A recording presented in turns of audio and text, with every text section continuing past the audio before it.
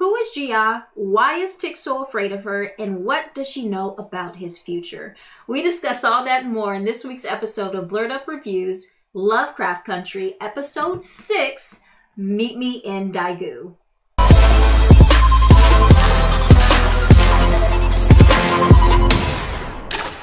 What's up, all you Blerd boys and girls, and welcome back to another episode of Blerd Up, where we talk about all things movies, music, TV, and gaming, all with a blurred twist. We're your hosts. I'm Killer Cam. And I'm Monique. And we are jumping into another episode of Lovecraft Country. This is episode 6, Meet Me in Daegu. And I have to admit, this was a really good episode. Yeah, I absolutely loved it. One of my favorite episodes of the season so far. Yeah. I know it feels like we say that pretty much every week, but I really enjoyed. It was just like a different part of the story. It actually answered some questions for us that we have been waiting to get the answers to. So definitely something new and something, they're keeping it fresh for us every week, I feel like. Like every single week. It's just like, it's the same story, but it's told from a different angle. So I'm really enjoying that. So I can't wait to jump into this one, actually. But before we do that, again, we want to thank everyone who has been liking and subscribing to our videos. Again, it means so much to us as a new channel because, of course, it helps us rank higher in the algorithm, but also it lets us know what type of content you guys like to see. And so far, Lovecraft Country, the way we do these breakdowns has been getting a lot of attention, and we know that is simply because of you all liking, subscribing, and sharing. So if you do want to stay up to date with this content and you are new to our channel, please make sure you hit that like button and that subscribe button. And also, there's so many gems hidden in this series that we really like to break it down and like to discuss it with you all. So if you notice something in the series or in this episode that you'd like to communicate with us, drop down in those comments, let us know. We do read them and we do respond to them, and we've actually been able to get a lot of different viewpoints and connect some dots with the people who have been leaving comments. So it really does help us. We enjoy it. Yeah. All right, let's jump into this. Lovecraft Country, Season 1, Episode 6, Meet Me in Daegu. Yeah. All right, so we start off and we finally get to see Gia in her natural form, basically. Yeah. And when it opens up, she's in a movie theater, and it's so cute because she's watching a Julie Garland movie, which is Meet Me in St. Louis, which is a play off of this title of this episode. And she busts out into song and dance. And I was like, ah! It was so cute. It was so cute. But then as the scene progresses, you start to realize she's in her head. You know, she really looks sad here. And before we jump into the rest of the episode, I really want to point out Jamie Chung is not to be trifled with in the acting game. For many of you who don't know, she actually got her start on Real World and then transitioned to Road Rules and then has been acting, I want to say, for the better part of almost 2 decades, if I'm not mistaken.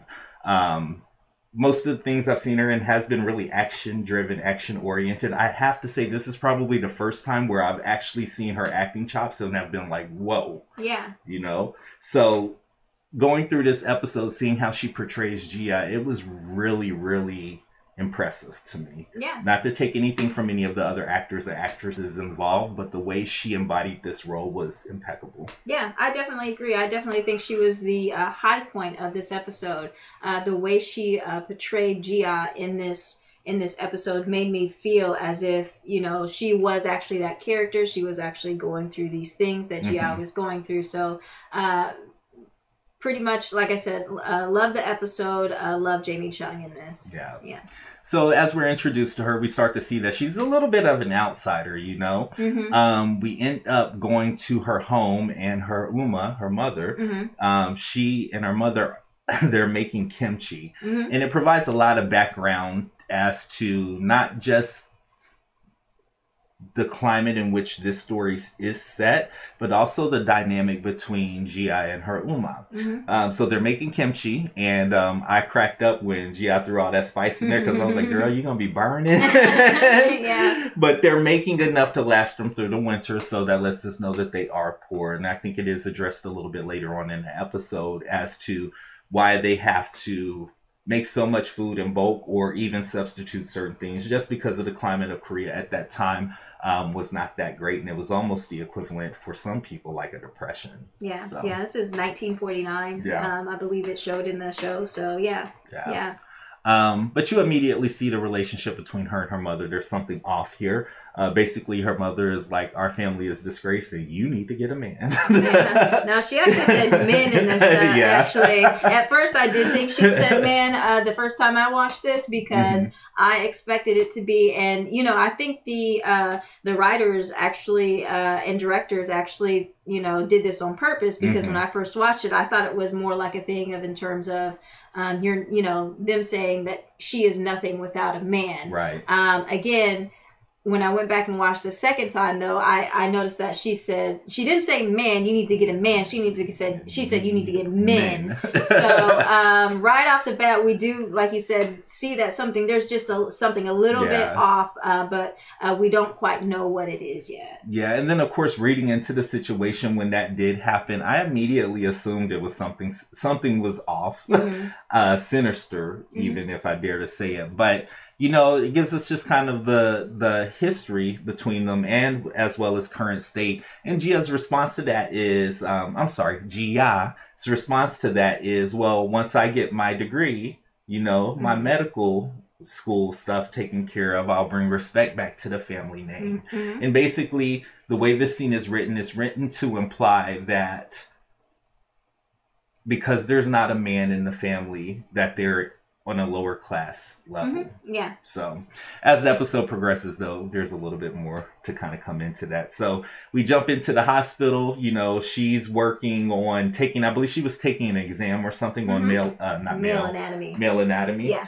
And you see all her counterparts kind of huddling in a corner talking about men and their dates and everything. And it's hee. And, there's one particular young lady in that group. Her name is Young Ja. And the way this scene is written and the way the character is set up, I almost thought she was going to be a mean girl. Yeah. I can totally agree with that. I thought the way that they were actually looking back and forth at each other in this scene, it did seem like they were setting up a mean girl type of situation. But we find out it's not really exactly that. Going back and watching this episode the second time, I realized it was more of Young Ja, noticing Gia. And Gia noticing Young Ja, but they're kind of doing it for two different reasons. Gia's actually, studying Young Ja to, try to figure out like, okay, what do I need to do and what do I need to say to men to get them to love me, to kind of imitate this love. And Young Ja is more coming from the standpoint of, oh, Gia, she's kind of off a little bit, and I kind of like that, and I kind of, feel for her. I want to be her friend type of situation. It was almost kind of like a seduction on Young Ja's part as well. I keep wanting to say Young Jock. It's Young Ja. But basically, they're talking about their dating lives and the men and everything, and Gia is basically like trying to figure out what to say to men to make them pay attention, and Young Ja says, basically the equivalent of, I think you're very attractive, blah, blah, blah. Cut to the next scene, and Gia basically takes it word for word and tries to apply it, and unfortunately it doesn't work. Yeah, we get this speed dating scene where, you're right, she does try to apply that, that imitation that she's learned from Young Ja to her speed date. So we see her basically saying, I think you're very attractive and your brain is just incredible. And this guy's just like cross off the list, So we see, Gia has a hard time, connecting emotionally with, other men. And she's just trying to do her best to imitate, feeling and love as bestly as she can. So the other part of that was, because I kind of approached it from a different standpoint. I thought Gia was absolutely adorable. There was something about her that the awkwardness was actually more authentic to me. And go ahead. Go ahead. I just felt I found it very authentic. And I also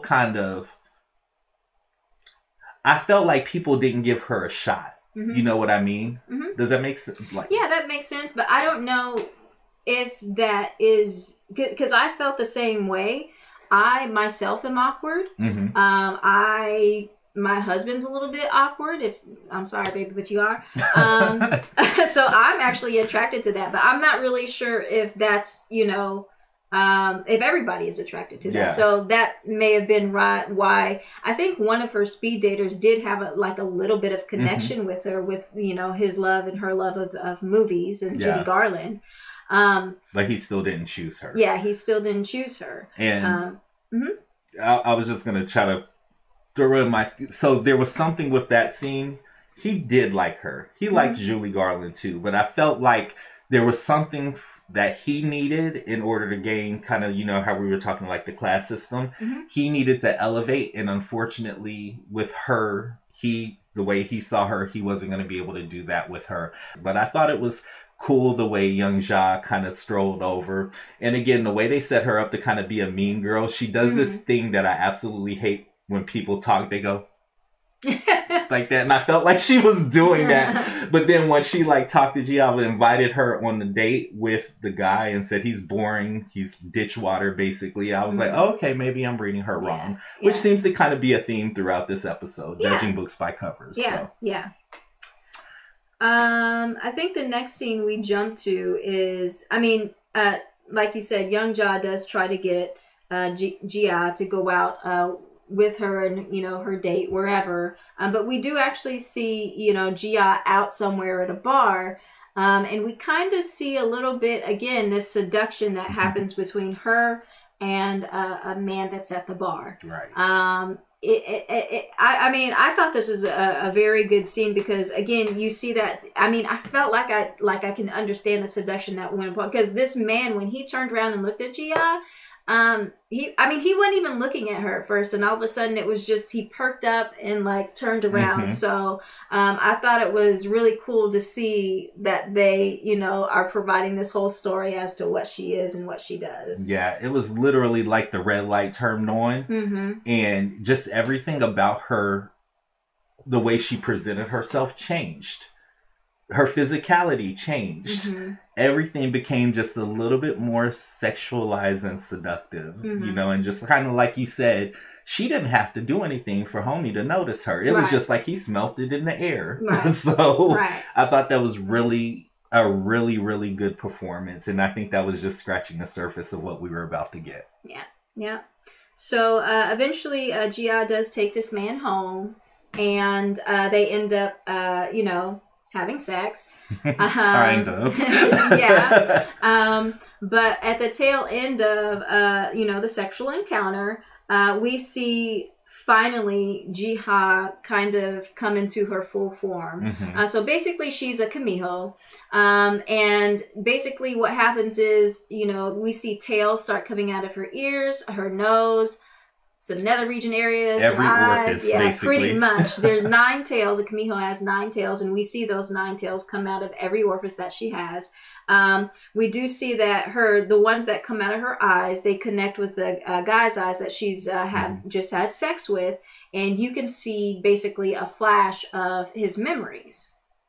So basically through these encounters, Jiha is just basically absorbing the souls and the memories of the men that she, you know, has sex with. Yeah, she basically gives the literal meaning to suck the soul out of somebody. But the thing that I really found interesting about this version of a Kumiho, like you said, the tails came out basically every orifice, and they connected into the, this sounds so gross when I say it, the orifice of the other person. So basically she's completely invaded his body and is extracting his soul into hers. And when she's done with him, rips him apart from the inside out. And you kind of brought this up when we were watching it. She's covered in blood. Yeah. And that's how we were introduced to her. Not blood, but she was red. Yeah, she was a red alien, basically, in the very first scene of this show.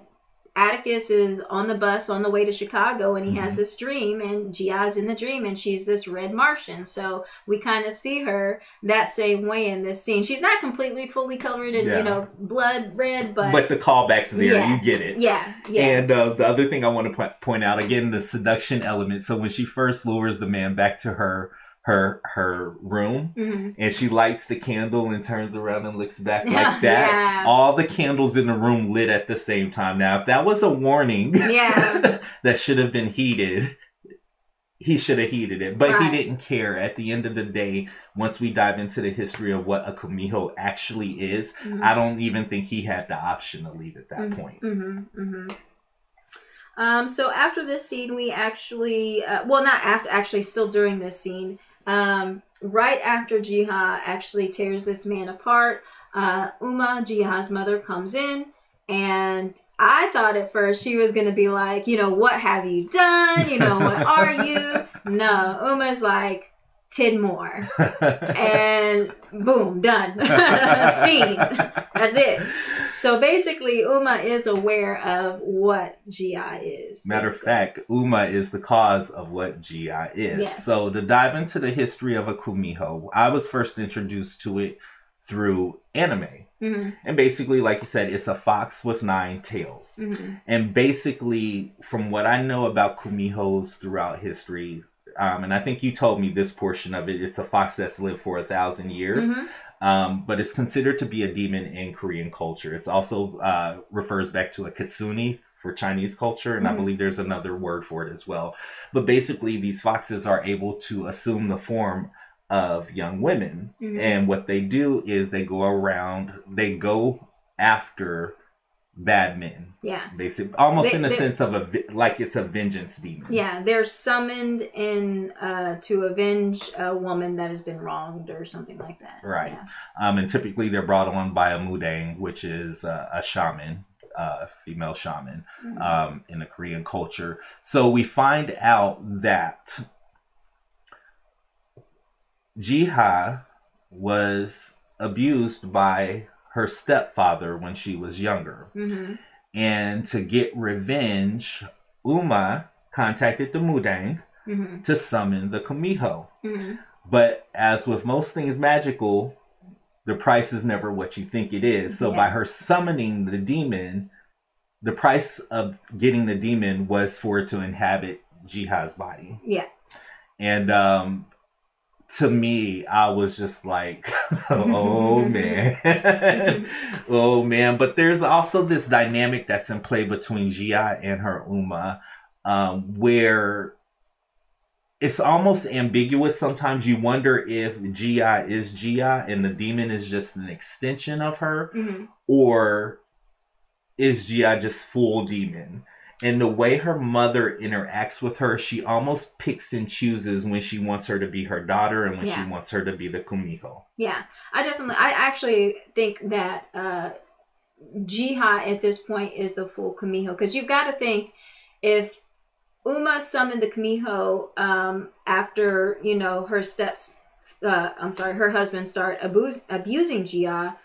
At what age was Jiha when this kumiho was summoned? It could have been at a very young age. Yeah. So, you know, from that point until now, it has been the kumiho the whole time. So basically, at this point, I think the kumiho is Gia, and Gia is the kumiho. I mean, I think there is no difference in between at this point. So basically, and that's what I took from it also, because here's the other thing about the psychology of that character. You can't treat somebody differently and expect them not to be able to relate to people on a normal level. You can't treat me like an outcast and then expect me to go out into the world and create lasting and loving relationships. I'm damaged at that point, you know? So I felt like that's what a lot of that was with her. When you do what I want you to do, you're my daughter. When you go against me, you're the demon. And I think we saw that that's just not the case. It's more complex than that. Yeah. Yeah. After basically the scene where Jiha absorbs the soul of the man she just had sex with. We actually jump to 1950, the summer of 1950. Jiha is in a movie theater, and she's, watching another Julie Garland film. I think it's Irving Berlin's Easter Parade. And all of a sudden, the movie is kind of interrupted, basically because there's things going on outside the movie theater. Well, we find out it's the United States coming through their streets with a tank saying there's nothing to fear. We're here to help you. But, and anytime anybody says there's nothing to fear, there's always something to fear. Yeah. But after that, we start getting into Jiha's relationship with Young Ma. There's a point where, they start seeing more and more American soldiers come through the hospital, and there's an American soldier who has an obvious broken leg. Jia's trying to help him, and he actually, puts her arm in an arm lock. Yeah. And, Young Jia rushes over to help her, sticks a needle in the American soldier, and she actually comes over to check on Jiha to make sure that her arm's okay. So this again is showing us, like, there's several times throughout this episode where Uma has stated to Jia, like, there's nobody is going to care about you. You're a monster, and you can't care about anybody else because, again, you're a monster.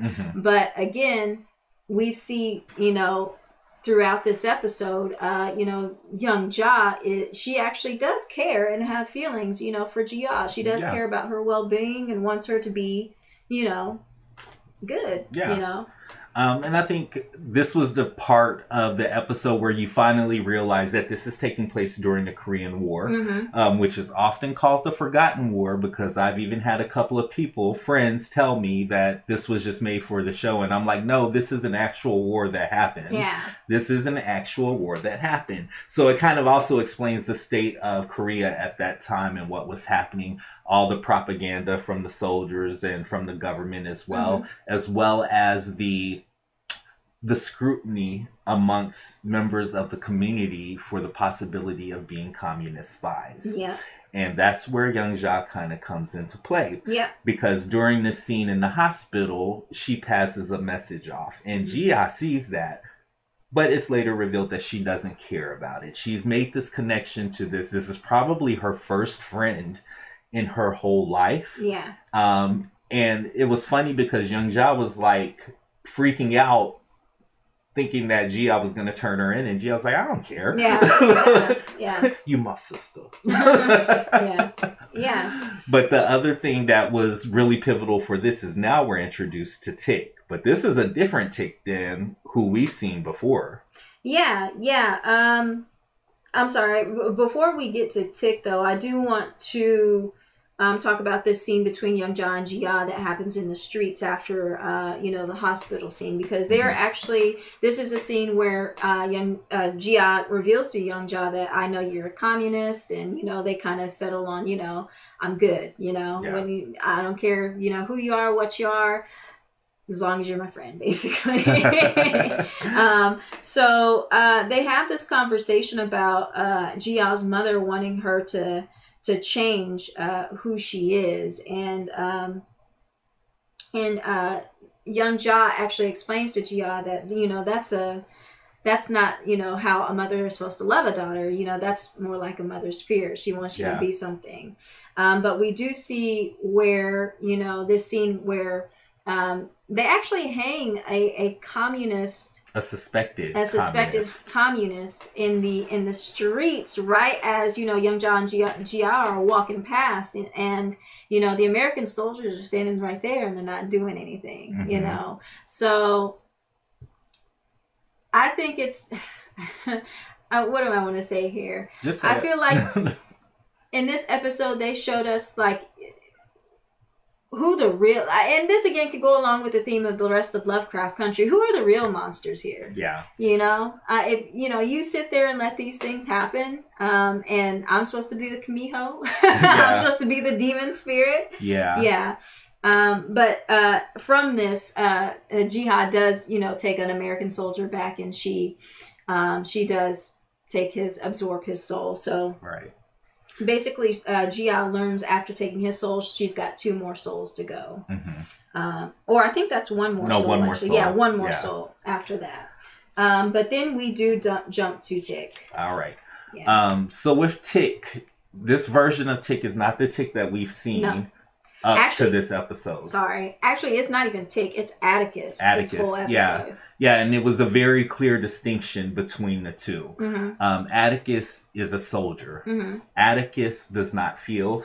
Atticus takes orders and accomplishes those orders. And we're skipping around here because we just want to make sure we get to the meat and potatoes of this episode. So she meets Atticus, and the way that she meets him is it's been discovered that there's a communist spy within the hospital. And they've narrowed it down to the shift that Gia and Young Ja worked. So they've basically rounded up all of the nurses from that shift. They've got them riding in the back of the truck. They throw them on the ground and say, "Are you the spy?" And with everyone where they don't get the answer they want, they shoot them dead in the head. And it comes up to Gia, and the gun's there. And basically, they're about to... Actually, even before that, I'm sorry to interrupt you a little bit, but even before that, because there's a time where the soldier who's asking the question, he goes to shoot another nurse and his gun jams. So he actually, backs away and he calls a private over. And we see, this is where we actually first see Tick in this episode, because he walks up and just shoots the nurse in the head. No hesitation, no, questions asked. And it really seems like when he first walked up, I had to double check, because I was like, is that Tick? Yeah. Because he didn't look like himself. Like you said, this is a totally different Tick that we first see in this episode. And I think that's, again, the incredibleness of both of these actors, Jamie Chung and Jonathan Majors, because the physicality of who these characters are supposed to be versus when they switch, it's a clear distinction. It's a clear distinction. But it comes down to Gia, and Young Ja basically sacrifices herself. It's like, no, it's me, leave her alone. And they scoop her up and do with her with what they may. Yeah. Eventually, what ends up happening is Tick ends up getting hurt. Yeah, we jump to fall of 1950. And ends up in that hospital. And boy, Gia saw him. Yeah. And I think they both, in this same scene, they both go through a number of, well, Jiha, one very specific emotion, but Tick goes through a number of emotions in this scene too. I feel like this is where it kind of whelmed up for basically the both of them, because when we see Tick lying in this hospital bed, he's hurt. He's actually trying to read a book, Count of Monte Cristo, and because his glasses are so broken, he can't even read anymore. So basically, he's like, I don't know. To me, it felt like he was feeling every feeling that he could: anger, sadness, resentment, just everything. Yeah. And you see him just go through these emotions all at once. So I think at this point he actually realizes that, yes, he did want to, and we learn a little bit more about why he joined up in the episode, but yet basically he joined up because he wanted to get away from Montrose, of course, because of the situation with him at home.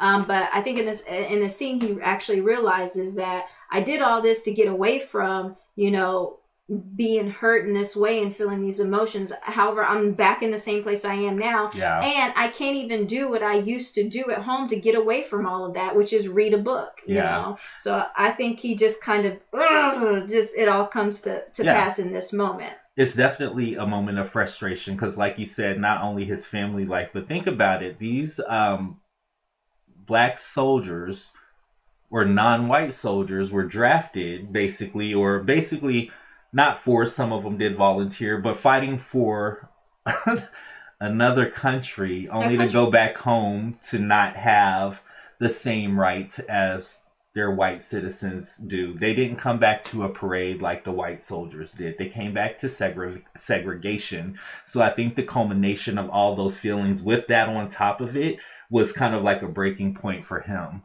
But then looking at the situation from Gia, she recognizes him as one of the soldiers that killed or basically took her best friend away from her. And she makes up her mind. It's like, you're number 100. You're lucky 100.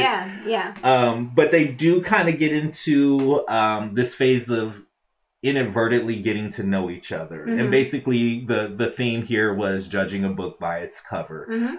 Tick asks her to read a book for him, The Count of Monte Cristo, and she replies by basically giving him the ending, but the ending she gives him is the ending of the movie, not the book. And Tick kind of throws it back in her court and is like, you should read this or whatever.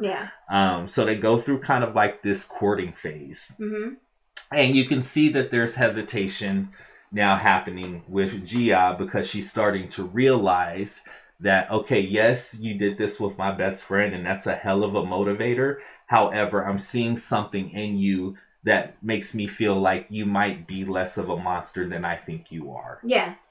Basically, she judged a book by its cover at first, but now she's seeing that there's more to Tick than she thought. So they do go on kind of like a date. They've bonded or whatever. And Tick does something really nice for her. So basically the only way that Koreans are allowed on the base now is only if they're prostitutes. Comfort women. So I'm a big fan of calling it what it is.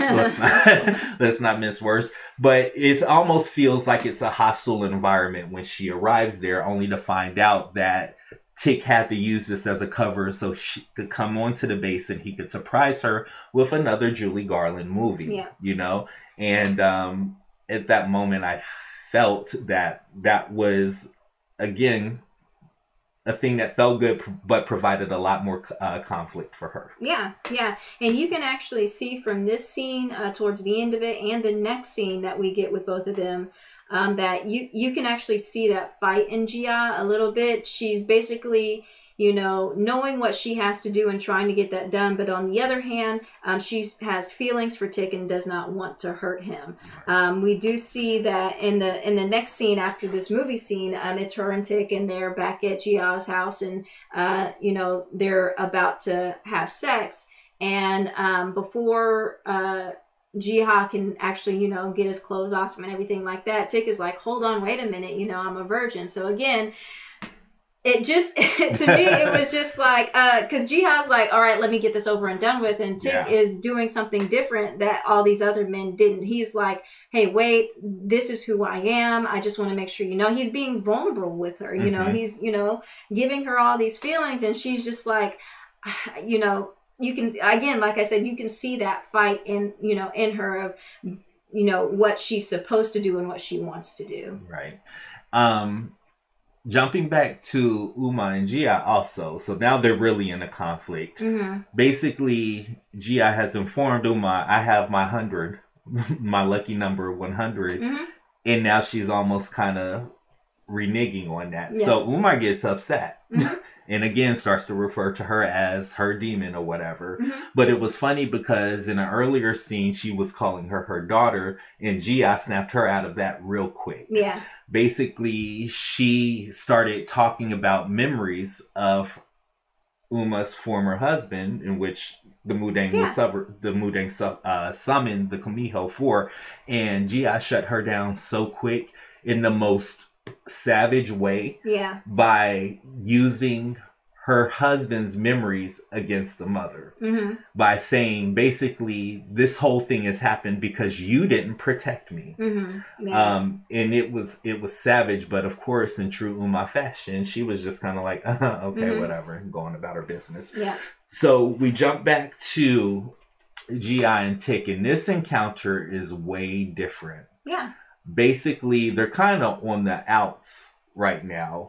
Well, I'm sorry. Before we jump to that, I want to actually finish the scene that we were in when you see that fight in Gia, because in this scene, what ends up happening is she throws Tick off of her basically because she doesn't want to hurt him, and she, you know, Uma busts in telling him, you know, her to leave, Tick to leave. Sorry.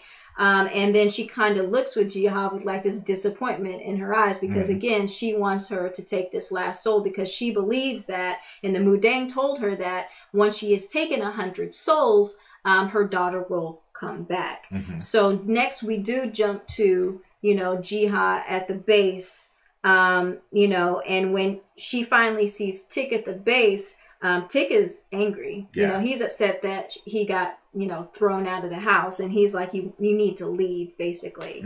But in this scene, just like Tick was vulnerable with her in the last scene, saying that he was a virgin, she just comes out with it in this scene, saying, you killed my best friend. So Tick, at the very beginning of this, is a real butthole, because he tries to rationalize the reasoning as to why he killed her friend, and I was like, Tick, don't do it, don't go that way. But eventually he starts to understand, you know. Okay, so I'm gonna jump in here. The only thing that reset him is when he realized that she's not this gentle flower. She said, I was gonna kill you. The fact that you made it this far, you're lucky. So all this rationalizing that I'm playing you, you deserve to get got. And you almost did. But I'm changing my mind right now because I understand. I see in you that you are not the monster I thought you was. And then also it's the self-realization that I'm not the monster my Uma keeps trying to make me out to be. You know, it's easy to write me off and say that I'm just infested by a demon, but we've got 2 cases where I've been able to genuinely connect with another human being and not feel like a dick, you know, while doing it, you know? And I think it just, I can't remember if they said this in the episode. I think they did, but I think Jiha says something like, just because you do something monstrous doesn't make you a monster, you know? And I think they both are realizing that at this point. So we jump to winter 1950. We see Jiha and Tick, you know, having a good old time. They've had these feelings for each other. Throwing snowballs. Throwing snowballs. And actually, I'm sorry, before we jump to that, previously to this, they are actually successfully able to have sex without Jiha's tails coming out and killing Tick. But yeah, they're basically a couple at this point, you know. And which I thought was really funny in this episode, we jumped to Jiha reading a book, and it's to Tick, and basically the book is about Kamihos. So you can actually see her trying to prepare, because I think her Uma said previously that, you know, the reason why Tick cares for you is because he doesn't know who you really are. So she's basically trying to not butter him up, but just trying to prepare him for what she is. Because I think she at this point plans on telling him. She just wants to ease him into it. It's like she suggests, almost kind of like programming him first before she confirms it. But he actually has the option to go back home now. And the options are he could stay in Korea or she can come with him. And it's pretty clear at this point that neither one of those are really an option. And one thing I'm going to point out here real quick before we really get to the conclusion of this, can't nobody in this world tell me that Tick does not have a type. Because the way, and I think that I'm pretty sure they did this on purpose. If you look at Letty and you look the way that Gia is styled, it's almost identical outside of the clothing and the cultural references, but even the color palettes that they use with them both, they always tend to use those reds and those browns really, really well for those two. You can't tell me Tick doesn't have a type. Like literally, and I'll probably put it here. If you squint your eyes with a side-by-side picture of it. But again, I think it's a really smart thing that they're doing. They're setting up the psychology of these characters with these stories and with their appearance and everything else. So. So in this scene, you know, Tick does give, he either... Jiha basically says to Tick, like, I don't want you to stay here because I know how you don't like it here, and I can't really fully say that I can come with you until you actually know really what I am. But in the middle of this, Tick kind of cuts her off, and they actually go to start to have sex again. And you actually can see in this scene where Jiha, she kind of, I feel like this was the culmination of everything that her and Tick have been going through, and she kind of starts to let go and, you know, feel, you know, that love. And as she does, unfortunately, here come her tails, you know, coming out of every orifice again. And when she realizes it, though, she goes to try to, you know, stop them. Unfortunately, she doesn't get the one from her eyes to stop, and her tail eyes, I guess, connect with Tick's eyes, and we see Tick's past. We see Tick and his mother. We see Tick being beaten by Montrose. Whooping. I'm not going to say beaten. It was a whooping. He got beat. Just say he got beat. And I think there were a couple of memories. I'm sorry I didn't write them all down. But something different happens, though. We start to see memories that haven't occurred yet. And I have some theories about this also. So basically, Gia sees him being baptized. She sees... Well, no. These aren't even memories at this point, though. Because what happens is she does see all of his memories. And then Jiha kind of throws Tick off of her because, again, she doesn't want to hurt him. And then she starts to see these flashes that you're referring to. Which is something, again, new that she's never seen before. It's never happened before. But what I'm setting up here is the reason it hasn't happened before is because she's typically the end of the line for the men that she gets. So basically she's trying to explain, like, she's trying to warn him in a sense almost, but he's too freaked out to even receive what she's trying to say. So the images that he see, again, these are images of his future. We do see Tick having sex with another woman who I don't know if she's going to show up later in the story or not, but we don't know who this woman is. We see him going to Chicago. We see him, it looks like a baptism. I'm not really sure if it really truly was a baptism, knowing, you know, the sons of Adam and the plans that they have for Tick. And then we see Letty. And then we see Tick on, it looks like he's on some kind of cross or some kind of device. He's strapped in, but he basically dies in that device, you know?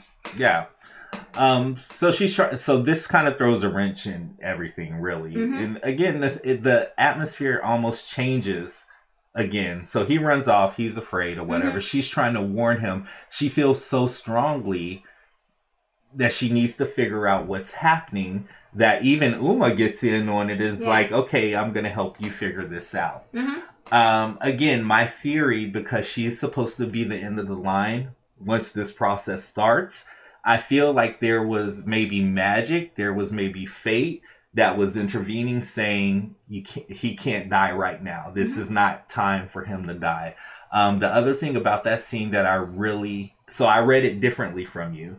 I felt like once the hammer was kind of dropped to say, you're not staying here, I'm not going there, that was the demon, like, all right, now you're mine for real, you know? But I feel like something magical, something supernatural definitely interfered with that because it wasn't his time to go. So the Uma takes Gia to the Mudang to say, I need to find out what happens to him. So obviously, I take it as Uma understands that Gia loves Tick. And for her to have some semblance of a normal life, they need to find answers to this. And the Mudang's like, nah. But in this scene, we also see that because I think it's more of the Uma takes Gia to the Mudang because I think she actually has this change in her, Uma, just basically realizing that her daughter is gone. And that Kumiho, her daughter back then is gone, and that the Kumiho is now her daughter. I think that she's just come to terms with that. And again, we saw throughout the episode where she was fighting, trying to make it seem like she didn't have feelings for Jiha. But I think eventually she realized that she does have feelings for Jiha. She's like a daughter to her. She is her daughter. I need to take my daughter to this Mudang because she obviously has somebody that she cares about and that she wants to help. And I need to help her make that happen. So I see that differently, though. It's the same theory, but it's also in a sense of she's seen that Gia does have the ability to love and does have emotions. So it's almost a realization of like Kumiho and Gia they're one and the same. They're one and the same at this point. also the other motivation behind it, girl, I ain't never gonna get this 100 souls. So whatever needs to happen now, there's nothing I can do here. It's out of my part. It's all in her for, but at least understanding how she feels about this young man, I can do my part to at least take her from when this whole thing originated to. Okay. Does that make sense? Yeah. Yeah. But that was a really, again, just to point out that scene, it was shot very beautifully. Very beautifully. I think there's a part where Jiha just actually stops to look at a fox that's out in the snow, I believe. And it was just I actually even paused it and I was like, oh my gosh, that's so beautiful. Yeah. I don't know if I might have a thing for foxes. I think they're really pretty. No, but that scene was very, how do I want to say it? The aesthetic was very... I don't want to say Asian. I don't think that's the right term. But when you watch Asian cinema, especially set in that type of environment and landscapes, it's very beautiful. You know, the colors of it are really different. The whites are white. They pop. So all the colors that are involved up against it actually really create this atmosphere of just like beauty. Yeah. That was a beautiful scene. Yeah.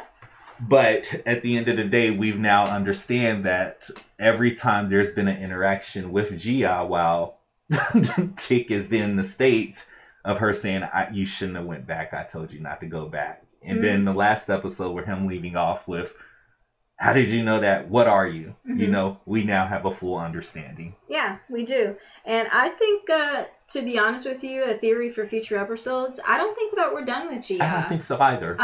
You know, the Mudang actually tells her at the very end of the episode that she hasn't, and I'm going to quote this, she hasn't embraced the darkness yet, but will see many deaths. So that could have something to do with the Sons of Adam. We could see Gia show up later episodes to maybe try to save Tick. And if she does, I can't wait till she meets Letty. Yeah. But let's also take a moment to acknowledge this fact, though. So I like how they took us away with this episode. It just kind of acknowledged that magic is universal. This isn't a concentrated event with the Sons of Adam. Yeah. You know, it's universal. Who knows what else we're about to run into at this point. I did cheat a little bit. I only read, so we do have the Lovecraft Country novel, and I read a little bit. The way this story is written and the way it's portrayed on screen, I feel like they specifically did this episode to give us that break, because this story as it is on the series is not in the book. I gotcha. Is not in the book. So I think that's again a smart move, because as we see from the next trailer of the next episode, this is the episode I'm most hyped about, from just seeing the images of it from the first trailers that we saw for Lovecraft Country. I was like, yo, what's that? So, and I'm kind of a little upset with Lovecraft Country because they left us hanging on 2 episodes on what's going on with Hippolyta. So I'm so excited to get back with her in the next episode and see what she gets up to with that orrery, because we do see in the scenes from the next episode that she does find a way to unlock it and open it up. And I know she unlocking some doors, and I saw some gladiator gear, and I'm just ready. I am ready for this episode. Have we not been talking about that since we saw the Comic-Con trailer for it? That was the scene that stood out. And y'all, I love Ingenue Ellis. I don't care who knows it. That's my girl. And when I saw that scene, I was like, I'm so look, ready. I am Hippolyta. That was so powerful. And even the clips that they showed, it's portals. So I'm like, it's portals. And she's going to different times and different timelines. And I swear I saw like a flash of her in kind of like our time, in like our type of modern time clothing. So I'm like, what's gonna happen? And how does this play into the rest of this story? Because we also see Ruby come to let him, like, you need to tell me everything that's happening right now. Yeah. So, again, I felt like this episode was a nice departure to get us back to the fuckery that we're about to see, because it's gonna be a wild ride. Again, standouts for this episode. The performance was absolutely beautiful, and the show as a whole whether it's the costuming, whether it's the visual effects, whether it's the acting. If this show doesn't get any type of awards next season, like it's gonna be a wrap. It has to. It absolutely has to. At least for this episode alone. I think this might have been the most visually stunning episode out of all of them so far. So yeah, I'm gonna put it on the books today. They've got to win some. They've got to win something. And if you hadn't had the opportunity yet, of course, follow us on Instagram at Blerd Reacts. But check out Misha Green's Instagram as well. So what she's been doing between her and other cast members, every week posting little nuggets about behind the scenes or what's to come. I got to see the full concept of the Lovecraft version of the Kumiho, and it's disgusting. And I also got to see the storyboard for the William to Christina transformation. This team is brilliant, man. Yeah.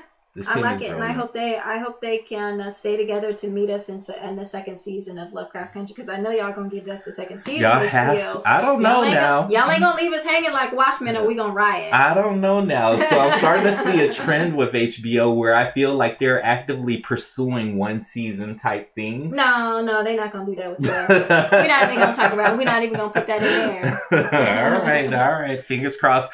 What did you guys think about this episode, though? So you'll see that this one is considerably shorter than what we typically do, but it's because it didn't require too much of a breakdown.